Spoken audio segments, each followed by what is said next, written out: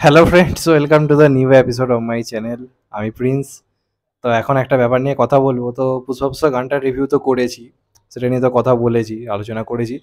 তো বাংলা ভার্সানটার আমি আলাদা করে রিভিউ এখানে কিছু করছি না, কেমন হয়েছে কি না হয়েছে। আলাদা কিছু তো হবে না, তবে কিছু কথা বলার আছে, সে কথা আমি বলছি। তার আগে আমি একটা কথা বলতে চাই।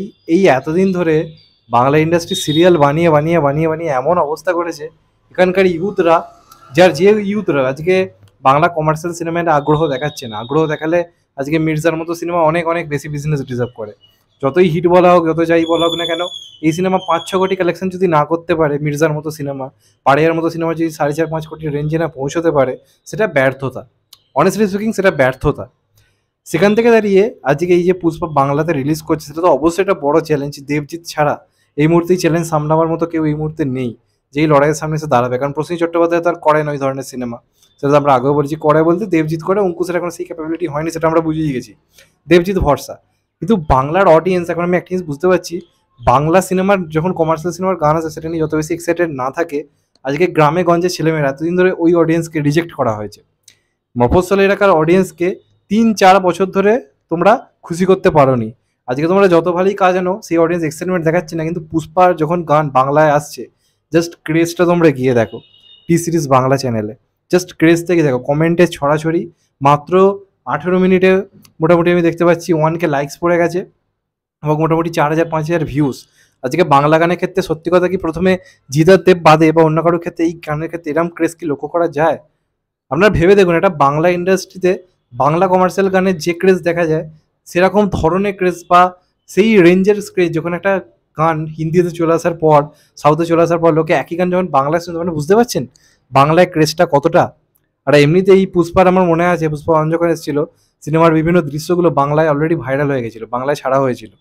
তো এটা কিন্তু বাংলা ইন্ডাস্ট্রির জন্য একটা বিরাট বিরাট ভয়ঙ্কর একটা চ্যালেঞ্জ, বিরাট ভয়ঙ্কর চ্যালেঞ্জ। এবং এটা নিয়ে যদি আজ না ভাবা হয়, কালকে দুর্দিন ঘনিয়ে আসছে, পুরোপুরি দুর্দিন ঘনিয়ে আসছে। মানে ইন্ডাস্ট্রি মাথা উঁচু করে দাঁড়াতে পারবে না। নিজেদের এলাকায় আমাদের কোনো জায়গা থাকবে না।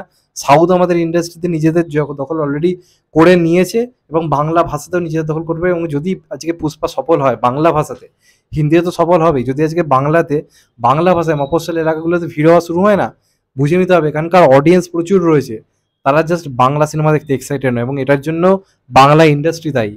বহুদিন ধরে, গোটা বছর জুড়ে একা জিদ্দাবাদে সারা বছর প্রত্যেকে শুধু পারিবারিক মুভি করে গেছে, কলকাতার জন্য সিনেমা বানিয়ে গেছে, যে কারণে সারা বছর এই জিতের সিনেমা বাদে মফস্বল এলাকায় কোনো বাংলা সিনেমা নিয়ে আজকে ক্রেজ হচ্ছে না, ক্রেজ তৈরি হচ্ছে না এই গ্রাম বাংলা অডিয়েন্সের কাছে।